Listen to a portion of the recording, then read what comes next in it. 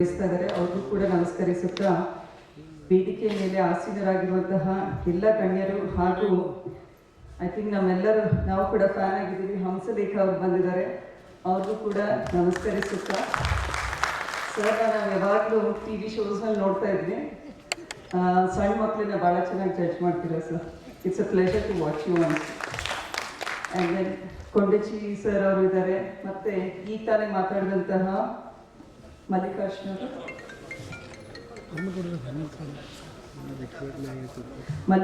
ಖಡ್ಗೋಳ್ ಅವರಿದ್ದಾರೆ. ಆಮೇಲೆ ವೇದಿಕೆ ಮೇಲಿರುವಂತಹ ಎಲ್ಲ ಗಣ್ಯರು, ದಿನೇಶ್ ಕೆ ಶೆಟ್ಟಿ ಅವರಿದ್ದಾರೆ. ವೇದಿಕೆಯ ಮುಂಭಾಗದಲ್ಲಿ ಆಸೀನರಾಗಿರುವಂತಹ ಎಲ್ಲ ಕಲಾಪ್ರಿಯರು, ನಾಟಕ ಪ್ರಿಯರು ಅಂತ ಹೇಳಬೇಕು, ಕಲಾಭಿಮಾನಿಗಳು, ಕೊಂಡಚಿ ಜಯಪ್ರಕಾಶ್ ಅವರಿದ್ದಾರೆ. ನಮ್ಮ ಸಾಕಷ್ಟು ಜನ ಆಡಿಯನ್ಸ್ನಲ್ಲಿ ಗೊತ್ತಿರೋರಿದ್ದೀರ, ಎಲ್ರಿಗೂ ಕೂಡ ನಮಸ್ಕರಿಸುತ್ತಾ, ಈಗ ನಾನು ಕಳೆದ 2 ವರ್ಷದಿಂದ ನೋಡ್ತಾ ಇದ್ದೀನಿ, ಭಾಳ ಆ್ಯಕ್ಟಿವ್ ಆಗಿ ಆರ್ಟ್, ಕಲ್ಚರ್ ಮತ್ತು ಡ್ರಾಮಾನ ನಮ್ಮ ಸಿಟಿನಲ್ಲಿ ನಾವು ಎನ್ಕರೇಜ್ ಮಾಡ್ತಾ ಇದ್ದೀವಿ. ನಮ್ಮ BIT ಕ್ಯಾಂಪಸ್ನಲ್ಲಿ ಗುರುಗಳು ಕೂಡ ಒಂದು ನಾಟಕ ಮಾಡಿದ್ರು, ಬಸವಣ್ಣ ಅವರ ಒಂದು ಹಿಂದಿ ರೂಪಾಂತರ ಅಲ್ವಾ ಗುರುಗಳೇ, ಅದನ್ನು ಒಂದು ನಾಟಕ ಮಾಡಿದ್ರು ಬಸವಣ್ಣನವರ ವಚನದ ಬಗ್ಗೆ. ಅದೇ ರೀತಿ ಗಾಯಗಳು ಅನ್ನೋ ಒಂದು ನಾಟಕ ಮಾಡಿದ್ವಿ. ನಂತರ ಈ ಒಂದು ಸಭಾಂಗಣದಲ್ಲಿ ಮಕ್ಕಳ ರಾಮಾಯಣ ಕಾರ್ಯಕ್ರಮ ಮಾಡಿದ್ವಿ. ಸೊ ಒಟ್ಟಾರೆ ಕಲಾಭಿಮಾನಿಗಳು ಇಲ್ಲಿ ಒಂದು ಭಾಷಣ ಬರ್ಕೊಂಡು ಬಂದಿದ್ವಿ. ಭಾಷಣದಲ್ಲಿ ಏನಿದೆ ಅಂದರೆ, ದಾವಣಗೆರೆ ವೃತ್ತಿ ರಂಗಭೂಮಿಯ ತವರೂರು ಅಂತ. ಸೊ ಮತ್ತೆ ಅದು ತವರೂರು ಆಗ್ತಾ ಇದೆ ಅಂತ ನನ್ನ ಅನಿಸಿಕೆ. ಅದೇ ರೀತಿ ಮಲ್ಲಿಕಾರ್ಜುನ್ ಅವರು ಕೂಡ ಕಮಿಷನರ್ ಅವರ ಹತ್ರ ಮಾತಾಡಿದ್ದಾರೆ. ಸುಮಾರು 4 ಕೋಟಿಯಷ್ಟು ಗ್ರಾಂಟ್ಸ್ನ ವೃತ್ತಿ ರಂಗಭೂಮಿಗೆ ಕೊಟ್ಟು ಅಭಿವೃದ್ಧಿ ಕೆಲಸದಲ್ಲಿ ಸಾಥ್ ಕೊಡ್ತೀನಿ ಅಂತ ಹೇಳ್ತಾ ಇದ್ದೀನಿ. ಅದೇ ರೀತಿ MP ಫಂಡ್ಸಿಂದ ನಾನು ಕೂಡ ನಿಮ್ಮ ಜೊತೆಗೆ ಇರ್ತೀನಿ ಅಂತ ಹೇಳಲಿಕ್ಕೆ ಇಷ್ಟಪಡ್ತೀನಿ. ಮೋರ್ ದೆನ್ ಒಂದು ಫಂಕ್ಷನ್, ಇದು ಒಳ್ಳೆ ಮೀಟಿಂಗ್ ಥರ ಇತ್ತು. ನಿಮ್ಮೆಲ್ಲ ಪಾಸ್ಟ್ನಲ್ಲಿ ಯಾವ ರೀತಿ ರಂಗಭೂಮಿಗೆ ಒಂದು ಜಾಗ, ಕೊಂಡಚಿಯಲ್ಲಿ ಒಂದು ಜಾಗ ಐಡೆಂಟಿಫೈ ಮಾಡಿದ್ದಾರೆ ಅಂತ ಹೇಳಿದ್ರಲ್ಲ, 10 ಎಕರೆ ಜಾಗ. ಸೊ ಅಲ್ಲಿ ನಾನು ಇದೇ ಕಕ್ಕರಗೊಳದೊಳ್ರಿ, ಹಂಸಲೇಖ ಅವ್ರಿಗೆ ಹೇಳ್ತಾ ಇದ್ದೀನಿ, ನಾನು ಇಲ್ಲೇ ಕಕ್ಕರಗೊಳದಲ್ಲಿ ಹುಟ್ಟಿರೋದು. ದಾವಣಗೆರೆಯ ಮಗಳು ಹೌದು, ಸೊಸೆನೂ ಹೌದು. ಸೊ ಕೊಂಡಚಿನಲ್ಲಿ ಮೋಹನ್ ಕೊಂಡಚಿಯವರು ಚೆನ್ನಾಗಿ ಪರಿಚಯ ಇದ್ದಾರೆ ನಮಗೆ. ಸೊ ಕೊಂಡಚಿ ಕೆರೆ ಅಂತೆ, ಆಮೇಲೆ ಅಲ್ಲಿ ಗೆಸ್ಟ್ ಹೌಸು ಮತ್ತು ಸ್ಕೌಟ್ಸ್ ಆ್ಯಂಡ್ ಗೈಡ್ಸ್ ಒಂದು ಭವನ ಕೂಡ ಇದೆ. ಸೊ ಸಾಕಷ್ಟು ದಾವಣಗೆರೆಯಲ್ಲಿ ಅಭಿವೃದ್ಧಿ ಆಗಿದೆ, ಇನ್ಫ್ರಾಸ್ಟ್ರಕ್ಚರ್ ಆಗಿದೆ. ಈಗ ಆಗಬೇಕಾಗಿರೋದು ಕಲೆ ಮತ್ತು ಕಲಾಭಿಮಾನಿಗಳ ಒಂದು ಆಸಕ್ತಿಗೆ ನಾವು ಯಾವ ರೀತಿ ಈ ಇಡೀ ಕ್ಷೇತ್ರವನ್ನು ಬರುವ ದಿನಗಳಲ್ಲಿ ಡೆವಲಪ್ಮೆಂಟ್ ಮಾಡ್ತೀವಿ, ಅದು ಕೂಡ ಒಂದು ಪ್ರಾಮುಖ್ಯತೆ ಮೇಲೆ ಮಾಡೋಣ ಅಂತ ಹೇಳಲಿಕ್ಕೆ ಇಷ್ಟಪಡ್ತೀನಿ. ಆಮೇಲೆ ನಾನು ಅಬ್ಸರ್ವ್ ಮಾಡ್ದಂಗೆ, ನಾನು ಚಿಕ್ಕವಳಿದ್ದಾಗ ಕಕ್ಕರಗೊಳದಲ್ಲಿ ಯಾವುದೇ ಒಂದು ಜಾತ್ರೆ ಅಥವಾ ತೇರುಗಳಿದ್ದಾಗ ಎಲ್ಲರೂ ಡ್ರಾಮಾ ಆರ್ಟಿಸ್ಟ್ ಬರೋರು, ಡ್ರಾಮಾ ಆಗೋದು, ಹೋಗೊಂಡು ಟವಲ್ ಅಥವಾ ಬೆಡ್ಶೀಟ್ ಹಾಕಬೇಕು ಮುಂದ್ಗಡೆ, ಇಡೀ ರಾತ್ರಿ ಡ್ರಾಮಾ ನೋಡಿ ಬೆಳಿಗ್ಗೆ ಎದ್ದು ಹೋಗೋದು. ಸೊ ಅದು ಭಾಳ ಚೆನ್ನಾಗಿ ನೆನಪಿದೆ. ಅದಾದಮೇಲೆ ದಾವಣಗೆರೆ ಸಿಟಿ ಆಯಿತು, ಹರಿಹರದಲ್ಲೂ ಸಾಕಷ್ಟು ಡ್ರಾಮಾ ಕಂಪ್ನೀಸ್ ಬಂದು ಡ್ರಾಮಾ ಎಲ್ಲ ಮಾಡಿ ಹೋಗೋರು. ಆಮೇಲೆ ಅದಾದಮೇಲೆ ನಾನು ಏನು ಹೇಳಬೇಕಾಗಿದೆ ಅಂದರೆ, ನನ್ನ ಮಗಳು, ನಾನು ಸ್ಟೂಡೆಂಟ್ ಆಗಿದ್ದಾಗ ಪಾಟ್ನಾ ತನಕ ಹೋಗಿದ್ದೆ. ನಮ್ಮ ಪ್ರಿನ್ಸಿಪಲ್ ಕರ್ಕೊಂಡು ಹೋಗಿದ್ರು, ಒಂದು ನ್ಯಾಷನಲ್ ಇಂಟಿಗ್ರೇಷನ್ ಬಗ್ಗೆ ಡ್ಯಾನ್ಸ್ ಕಮ್ ಡ್ರಾಮಾ ಇತ್ತು. I played the role of Bhagat Singh, Shaheed Bhagat Singh ಅವ್ರು ರೋಲ್ ಮಾಡಿದ್ದೆ. ಸೊ ನಾನು ಆ ಡ್ರಾಮಾನಲ್ಲಿ ಪಾರ್ಟಿಸಿಪೇಟ್ ಮಾಡಿ ಪಾಟ್ನಾ ತನಕ ಹೋಗಿ we won 2nd prize, national ಲೆವೆಲ್ನಲ್ಲಿ ಅವಾರ್ಡ್ ಸಿಕ್ಕಿತ್ತು ನಮ್ಮ ಶಾಲೆಗೆ. ಅದಾದಮೇಲೆ ನನ್ನ ಮಗಳು ಜೈನ್ ಇಂಟರ್ನ್ಯಾಷನಲಲ್ಲಿ ಓದಿದ್ಲು. ಅಲ್ಲಿ ಓದ್ತಾ ಇರುವಾಗ ಮಕ್ಕಳಲ್ಲಿ ಒಂದು ಇನ್ಹಿಬಿಷನ್ಸ್ ಹೋಗಬೇಕು, ಆಮೇಲೆ they should develop certain skills ಅಂತ ಹೇಳಿ ಈ ಒಂದು ಥ್ರೂ ಡ್ರಾಮಾ ಇಂಟ್ರಾಕ್ಷನ್ ನಡೆಯುತ್ತೆ.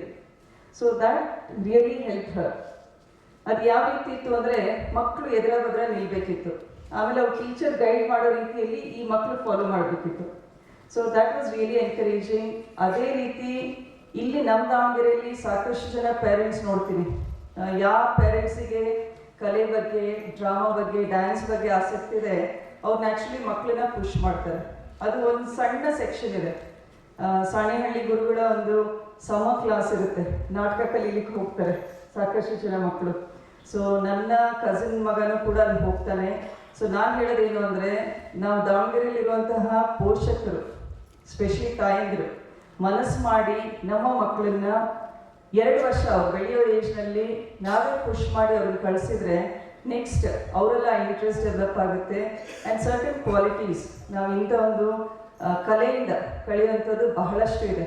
ತಾಳ್ಮೆ ಇರುತ್ತೆ, ಏಕಾಗ್ರತೆ ಇದೆ. ಈಗೆಲ್ಲರ ಮನೆಯಲ್ಲಿ ಮೊಬೈಲ್ ಹಾವಳಿ ಆಗುತ್ತದೆ. ಸೊ ಆ ಮೊಬೈಲ್ನ ಬಿಡಿಸ್ಬೇಕು ಅಂದರೆ ಈ ಮಕ್ಕಳನ್ನ ಇಂಥ ಚಟುವಟಿಕೆಗಳಲ್ಲಿ ಸ್ಪೋರ್ಟ್ಸ್ ಆಯಿತು, ಕಲೆ ಆಯಿತು, ಡ್ರಾಮಾ, ರೀಡಿಂಗ್ ಹ್ಯಾಬಿಟ್ಸ್, ರೀಡಿಂಗು ಹೋಗ್ತಾ ಇದೆ ಈಗ. ಸೊ ರೀಡಿಂಗ್ ಹ್ಯಾಬಿಟ್ಸ್ ಈ ರೀತಿ ನಾವು ಎನ್ಕರೇಜ್ ಮಾಡಿದರೆ ನಮ್ಮ ಮಕ್ಕಳಲ್ಲಿರುವಂತಹ ಒಂದು ಓವರಾಲ್ ಡೆವಲಪ್ಮೆಂಟ್ ಹೇಳ್ತೀವಲ್ಲ ಅದು ಗೊತ್ತಾಗುತ್ತೆ. ಮತ್ತು ಮಕ್ಕಳಲ್ಲೂ ಕೂಡ ಅವ್ರದ್ದೇ ಆದಂತಹ ಪ್ರತಿಭೆಯನ್ನು ಗುರುತಿಸ್ಲಿಕ್ಕೂ ಕೂಡ ಒಂದು ಅವಕಾಶ ಸಿಗುತ್ತೆ ಅಂತ ನನ್ನ ಅನಿಸಿಕೆ. ಸೊ ಅದರಿಂದ ಆ್ಯಸ್ ಪೇರೆಂಟ್ಸ್, ಗ್ರ್ಯಾಂಡ್ ಪೇರೆಂಟ್ಸು ಇದ್ದೀರಿ ಅಲ್ಲಿ ಸುಮಾರು ಜನ. ಸೊ ನೀವು ಕೂಡ ಗೈಡ್ ಮಾಡಿ ಮೊಮ್ಮಕ್ಕಳು ಬೆಸ್ಟ್ ಫ್ರೆಂಡ್ಸ್ ಅಂದರೆ ಗ್ರ್ಯಾಂಡ್ ಪೇರೆಂಟ್ಸು. ಸೊ ಅದರಿಂದ ಮೊಮ್ಮಕ್ಕಳನ್ನ ಎನ್ಕರೇಜ್ ಮಾಡಿ ಸೀದಾ ನಾವೇನೇನು ನಮ್ಮ ಒಂದು ಮೌಲ್ಯಗಳಿರ್ತಿದ್ವಲ್ಲ ನಾವು ಚಿಕ್ಕವರಿದ್ದಾಗ ಅದನ್ನು ಹೇಳ್ಕೊಳ್ಳಿಕ್ಕೆ ಸಮಯ ಸಿಗ್ತಾ ಇಲ್ಲ ಈಗಿನ ಟೈಮ್ನಲ್ಲಿ. ಸೊ ಆದ್ದರಿಂದ ಬಟ್ ಮಕ್ಕಳು ಭಾಳ ಜಾಣ್ತಿದ್ದಾರೆ. ಈಗಿನ ಜನ್ರೇಷನ್ ಮಕ್ಕಳು ನಮಗಿಂತ ಭಾಳ ಜಾಣ್ತಿದ್ದಾರೆ. ಸೊ ಅವರಿಗೆ ಅದೊಂದು ಸರಿಯಾದ ಗೈಡೆನ್ಸು ಕೊಡಬೇಕಾಗಿರೋದು ನನಗನ್ಸುತ್ತೆ ಪೋಷಕರಿಗಿಂತ ಜಾಸ್ತಿ ಅಜ್ಜಾಜಿಗಳ ಜವಾಬ್ದಾರಿ ಜಾಸ್ತಿ ಈಗಿನ ಟೈಮ್ನಲ್ಲಿ ಅಂತ. ಸೊ ಅದನ್ನು ಮಾಡೋಣ. ಆಮೇಲೆ ಜೊತೆಗೆ ಹಿಂದಿನ ಕಾಲದಲ್ಲಿ ರಂಗಭೂಮಿ ಅನ್ನೋ ವೇದಿಕೆ ಒಂದು it was like a platform education ಕೊಡಲಿಕ್ಕೆ. ನಮ್ಮ ಒಂದು ಇಂಡಿಪೆಂಡೆನ್ಸ್ ಪೀರಿಯಡ್ನಲ್ಲಿ ಸಾಕಷ್ಟು ದಿನಪತ್ರಿಕೆಗಳ ಮೂಲಕ ಒಂದು ನಾವೆಲ್ಲ ಭಾರತೀಯರು ಅನ್ನೋ ಭಾವ. ಆಮೇಲೆ ಜೊತೆಗೆ ಹಿಂದಿನ ಕಾಲದಲ್ಲಿ ರಂಗಭೂಮಿ ಅನ್ನೋ ವೇದಿಕೆ ಒಂದು it was like a platform education ಕೊಡಲಿಕ್ಕೆ. ನಮ್ಮ ಒಂದು ಇಂಡಿಪೆಂಡೆನ್ಸ್ ಪೀರಿಯಡ್ನಲ್ಲಿ ಸಾಕಷ್ಟು ದಿನಪತ್ರಿಕೆಗಳ ಮೂಲಕ ಒಂದು ನಾವೆಲ್ಲ ಭಾರತೀಯರು ಅನ್ನೋ ಭಾವನೆ ಮೂಡಿಸ್ಲಿಕ್ಕೆ, ಆ ನ್ಯಾಷನಲ್ ಇಂಟಿಗ್ರೇಷನ್ನು, ಆಮೇಲೆ ಒಂದು ಪ್ರಾವಿನ್ಷಿಯಲ್ ಡಿಫ್ರೆನ್ಸಸ್ ಇತ್ತಲ್ಲ ಅದನ್ನು ಹೋಗಾಡಿಸ್ಬೇಕು ಅಂದರೆ ಈ ರೀತಿ ರಂಗಭೂಮಿಗಳು ಕೂಡ ಅದರಲ್ಲಿ ಒಂದು ಒಳ್ಳೆ ಪಾತ್ರ ಮಾಡಿದ್ದಾರೆ ಅಂತ ನನ್ನ ಅನಿಸಿಕೆ. ಜೊತೆಗೆ ಸೋಷಿಯಲ್ ರಿಫಾರ್ಮ್ಸ್ ತರಲಿಕ್ಕೆ ನಮ್ಮ ಸಮಾಜದಲ್ಲಿರುವಂತಹ ಭಿನ್ನಾಭಿಪ್ರಾಯಗಳಾಯಿತು, ಶೋಷಣೆಗಳಿರ್ಬೋದು, ಮಹಿಳೆ ಪುರುಷನ ಒಂದು ಶೋಷಣೆ ಇರ್ಬೋದು, ಅಥವಾ ಒಂದು ಜಾತಿ ಬಗ್ಗೆ ಇರೋದು, ಅಥವಾ ನಮ್ಮ ಮೂಢನಂಬಿಕೆಗಳಿರ್ಬೋದು, ಇದೆಲ್ಲದರ ಬಗ್ಗೆ ಕೂಡ ಇಂದಿನ ಕಾಲದಲ್ಲಿ ನಾಟಕಗಳು ಒಳ್ಳೆ ಕೆಲಸ ಮಾಡಿದ್ದಾವೆ. ಜನರಲ್ಲಿ ಒಂದು ಆಂದೋಲನವನ್ನೇ ಸೃಷ್ಟಿ ಮಾಡಿದ್ದಾರೆ. ಸೊ ಆ ಒಂದು ರಂಗಭೂಮಿಯ ಎಲ್ಲ ಕಲಾಕಾರರು ಕೂಡ ನನ್ನ ನಮನಗಳು ಈ ವೇದಿಕೆ ಮೂಲಕ. ಮತ್ತು ಈಗಿನ ಟೈಮ್ಸ್ನಲ್ಲಿರುವಂತಹ ಕಲಾವಿದರು ಈಗ ತಾನೇ ಹೇಳ್ತಾ ಇದ್ರು ಸ್ಟೇಜ್ ಮೇಲೆ ಇದೆಲ್ಲ LED ಸ್ಕ್ರೀನ್ ಬಂದಿದೆ, ಈ ರೀತಿ ಎಲ್ಲ ಐ ಸ್ಟಿಲ್ ರಿಮೆಂಬರ್ ಅದೆಲ್ಲ ಅಲ್ಲಾಡುತ್ತೆ. ಹೌದ್ರಾ? ಸ್ಟೇಜ್ನ ಗಟ್ಟಿ ಮಾಡಬೇಕು, ಬಟ್ ಇದರದ್ದು ಲುಕ್ಕೇ ಬೇರೆ. This is really classic, evergreen ಅಂತ ಹೇಳ್ತೀವಲ್ಲ. ಸೊ ಈ ಎವರ್ಗ್ರೀನ್ ಲುಕ್ನ ನಾವು ಸಸ್ಟೈನ್ ಮಾಡಬೇಕು. ನಾವು ನಿಮ್ಮ ಜೊತೆ ಇದ್ದೀವಿ. ನಿಮ್ಮ ಏನೇನು ಆಲೋಚನೆಗಳಿದ್ದಾವೆ ಬರೋ ದಿನಗಳಲ್ಲಿ ಇನ್ನೊಂದ್ಸಲ ಡೀಟೇಲಾಗಿ ಮಾತಾಡಿ ಅದೇಗಿತ್ತು ಅಂತ ಹೇಳಿ ನನಗೆ ಈ ಕಾರ್ಯಕ್ರಮದಲ್ಲಿ ಕರೆದ್ಬಿಟ್ಟು ಮಾತಾಡಲಿಕ್ಕೆ ಅವಕಾಶ ಮಾಡಿಕೊಟ್ಟಿದ್ದೀರಾ. ಆ್ಯಕ್ಚುಲಿ ನಾನು ಸಂಜೆ ಬರಬೇಕಿತ್ತು ಅಕ್ಕಮಹಾದೇವಿ ಅವರ ಒಂದು ನಾಟಕ ಪ್ರದರ್ಶನದಲ್ಲಿ, ಆದರೆ ಗುರುಗಳು ಬಂದಿದ್ದಾರೆ, ಹಂಸಲೇಖ ಅವರು ಬಂದಿದ್ದಾರೆ. ಅವರ ಒಂದು ಆಶೀರ್ವಾದಕ್ಕೆ ನಾನು ಕೂಡ ಪಾತ್ರೆ ಆಗಬೇಕು ಅಂತ ಹೇಳಿ ಇವತ್ತು ಬಂದಿದ್ದೀನಿ. ಎಲ್ರಿಗೂ ಧನ್ಯವಾದಗಳು.